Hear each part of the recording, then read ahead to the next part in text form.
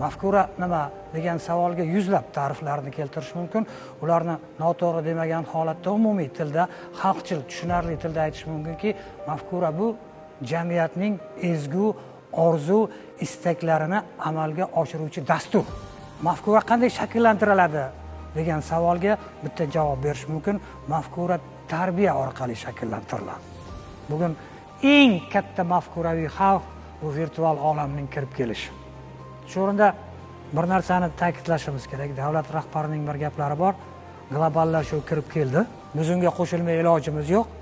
Lekin bizning vazifamiz ana shu globallashuvni milliy qadriyatlarga bo'ysundirishdir deydi. Virtual olam kirib keldi. Bugun O'zbekistonning 38 milliondan oshiq aholisi bor.